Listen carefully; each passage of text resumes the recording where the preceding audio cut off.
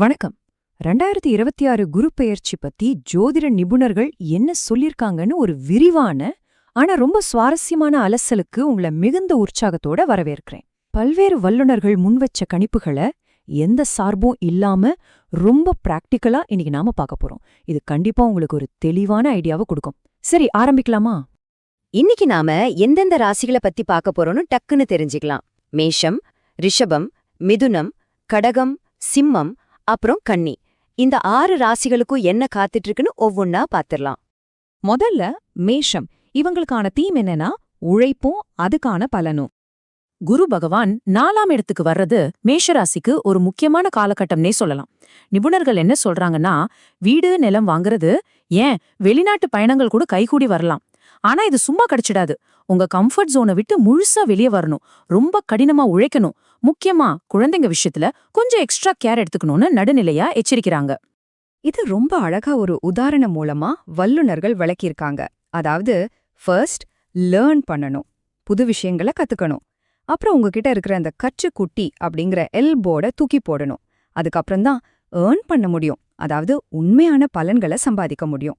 இது ஒரு சூப்பரான செயல்முறை இல்ல? இதுக்கெல்லாம் என்ன பண்ணலாம்? ரொம்ப சிம்பிள். முக்கியமா உங்க அம்மா அல்லது மாமியார் சொல்றத கேட்டு நடந்தா இந்த பெயர்ச்சியோட முழு பலனும் உங்களுக்கு கிடைக்கும்னு நிபுணர்கள் அடிச்சு சொல்றாங்க. அது மட்டும் இல்லாம பண விஷயத்துல ரொம்ப கராரா இருக்கணும். அப்புறம் உங்க குலதெய்வ வழிபாட்டை மறக்கவே கூடாது. அடுத்ததா நாம பார்க்க போறது ரிஷபம். இவங்களுக்கு ஒரே வார்த்தையில சொல்லணும்னா பொறுமையே திறவுகோல். 3ஆம் இடத்துல குரு வர்றதால இது ரிஷபத்துக்கு ஒரு டபுள் ஆக்ஷன் மாதிரி இருக்கும். திடீர்னு ஒரு பெரிய அதிர்ஷ்டம் அடிக்கலாம், வெளிநாடு வாய்ப்புகள் தேடி வரலாம், எல்லாம் சரிதான். ஆனா ஒரு நிமிஷம் கவனிங்க. எதிர்பாராத காயங்கள், திடீர் மருத்துவ செலவுகள், அப்புறம் சில தேவையில்லாத நட்புகளால பிரச்சனைகள் வரவும் அதிக வாய்ப்பு இருக்குன்னு எச்சரிக்கிறாங்க. இங்க ஒரு முக்கியமான லாஜிக் இருக்கு. ரிஷபராசிக்காரங்க தங்களோட ரகசியங்களை ரொம்ப பத்திரமா பாதுகாக்கணும். போன்ல மத்தவங்க கிட்ட பெருமையா பேசுறது, விஷயங்களை லீக் பண்றது, இதெல்லாம் கண்டிப்பா கூடாது. ஏன்னா நீங்க சொல்றது உங்களுக்கே எதிரா மாறிடலாம். சோ ஸ்லோ அண்ட் ஸ்டெடியா போறதுக்கா ரொம்ப ரொம்ப சேஃப். ஆன்மீக ரீதியா பார்த்தா ரிஷபத்துக்கு இயல்பாவே வேகம் கொஞ்சம் ஜாஸ்தி. அந்த வேகத்தை குறைச்சு ஒரு நிதானத்தை கொண்டு வரணும்னா வியாழக்கிழமைகள்ல குரு வழிபாடு பண்றது, வீட்ல தீபம் ஏத்துறது ரொம்ப நல்லது. குறிப்பா தடைகளை தகர்க்க விநாயகரை வழிபடுறது ரொம்பவே கை கொடுக்கும். இப்போ மிதுனம். நிபுணர்கள் எல்லோரும் ஒருமனதா சொல்ற ஒரு விஷயம், இது மிதுனத்துக்கு ஒரு ஜாக்பாட் காலம். 2ஆம் இடத்துல குரு இருக்கிறதால பெரிய அளவுல பணவரவு, குழந்தை பாக்கியம், பழைய எதிரிகள் காணாம போறதுன்னு பல நல்ல விஷயங்கள் நடக்கும். ஆனா இங்கே ஒரு சுவாரஸ்யமான முரண்பாடு இருக்கு பாருங்க. ஒரு பக்கம் காசு மழை கொட்டினாலும் உங்களை சுத்தி இருக்கிற சொந்தக்காரங்களால நீங்க ரொம்பவே எமோஷனலா சோர்வடையவும் வாய்ப்பா இருக்கு. இந்த இடத்துல ஜோதிடர்கள் சொல்ல ஒரு ஆழமான விஷயத்த நான் ஷேர் பண்ணியே ஆகணும். மத்தவங்களுக்காக வாழ்றத நிறுத்திட்டு உங்களுக்காக வாழத் தொடங்குங்க. மிதுன ராசிக்காரங்க எப்பவுமே குடும்பத்துக்காக பெரிய சுமைய சுமப்பாங்க. ஆனா இந்த குருபெயர்ச்சி நீங்க உங்களுக்காகவே கொஞ்சம் டைம் ஸ்பெண்ட் பண்ண வேண்டிய காலகட்டம்.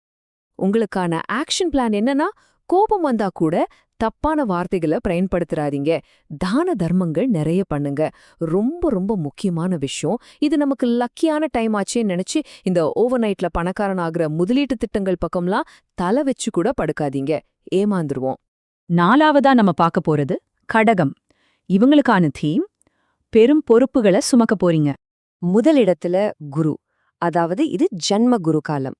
உங்களுக்கு ஆபீஸ்ல பெரிய ப்ரமோஷன் கிடைக்கலாம், இல்ல உயர்கல்விக்கு வெளிநாடு போற வாய்ப்பு வரலாம். ஆனா நிதர்சனம் என்னன்னா, அந்த பெரிய பதவியோட சேர்ந்து 10 மடங்கு வேலைப்பழுவும் வரும். உங்களை அறியாமலே சில மறைமுக எதிரிகளும் உருவாகலாம். இதை நீங்க எப்படி எடுத்துக்கணும்னா, இது ஏதோ நமக்கு வந்த சோதனை அப்படின்னு நினைக்கக்கூடாது. அதிக பொறுப்புகளையும் அதீத பொறுமையையும் கோருகிற ஒரு தற்காலிகமான கட்டம் இது. உங்களோட தாங்கும் திறனை மெருகேத்துற ஒரு பீரியட்னு சொல்லலாம். இதிலிருந்து ரிலீஃப் கிடைக்க சில பிராக்டிக்கலான விஷயங்களை வல்லுநர்கள் சொல்றாங்க. மன அமைதிக்கு யோகா, தியானம் பண்ணலாம், ராகவேந்திர சுவாமிய வழிபடலாம்.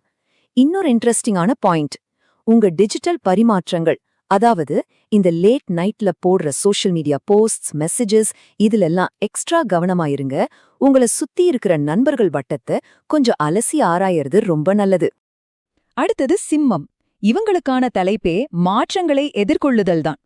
குரு 12ஆம் இடத்துக்கும் சனி 8ஆம் இடத்துக்கும் போறதால இது சிம்மத்துக்கு ஒரு கடுமையான டிரான்சிஷன் பீரியட். உங்ககிட்ட இப்ப இருக்கிற அந்த ராஜ சௌகரியங்களை நீங்க இழக்க வேண்டியிருக்கலாம்.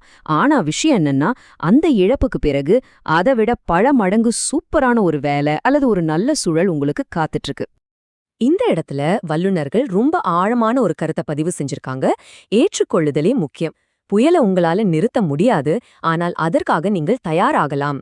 அதாவது நடக்கிற யதார்த்தத்தை எதிர்த்து போராடுறத விட்டுட்டு அதை ஏத்துக்கிட்டா உங்களுக்கு மன உளைச்சல் ரொம்பவே குறையும். சோ சிம்ம ராசிக்காரங்க என்ன பண்ணலாம்? கொஞ்சம் தூக்கத்தை தியாகம் செஞ்சு இன்னும் ஹார்ட் ஒர்க் பண்ணணும். புதுசா எந்த பிசினஸ் பார்ட்னர்ஷிப்லயும் இப்போதைக்கு சைன் பண்ணாதீங்க. உங்களுக்கு கிடைக்கிற இந்த நேரத்தை ஆர்டிஃபிஷியல் இன்டெலிஜென்ஸ் இல்லைனா இங்கிலீஷ் மாதிரி புது ஸ்கில்ஸ் கத்துக்க பயன்படுத்துங்க. அது ரொம்ப பிராக்டிக்கலா ஹெல்ப் பண்ணும். அப்புறம் அனுமனுக்கு வெண்ணெய் சாத்தி வழிபடுறதும் ரொம்ப சிறப்பானது. கடைசியா நாம பார்க்க போற ராசி கன்னி. இவங்களுக்கு ஒரு குட் நியூஸ். மீண்டும் நிலைத்தன்மை திரும்ப போகுது. குரு பகவான் 11ஆம் இடத்துக்கு வர்றது கன்னி ராசிக்கு ரொம்பவே ஒரு நிம்மதியான விஷயம். இவ்ளோ நாள் நீங்க பட்ட கஷ்டத்துக்கும் உங்க பொறுமைக்கும் இப்ப பலன் கிடைக்க போகுது. உங்களோட பணியிடத்துல ஒரு நிரந்தர தன்மையும் இழந்த அந்த தன்னம்பிக்கையும் உங்களை தேடி வரும்னு ரொம்ப பாசிட்டிவா சொல்றாங்க. இப்போ நம்ம அலசலோட இறுதி பகுதிக்கு வந்துட்டோம். உங்க ராசி இதுல எதுவா வேணாலும் இருக்கட்டும், ஆனா இந்த பொறுமை, கடின உழைப்பு, விழிப்புணர்வு இந்த மாதிரியான விஷயங்களை உங்க வாழ்க்கை பயணத்துல நீங்க எப்படி பயன்படுத்த போறீங்க, இது கொஞ்சம் யோசிச்சு பாருங்க. இந்த தெளிவுதான் உங்களை அடுத்த கட்டத்துக்கு கொண்டு போகும். இன்னொரு சுவாரஸ்யமான அலசல்ல சந்திப்போம். பாய்.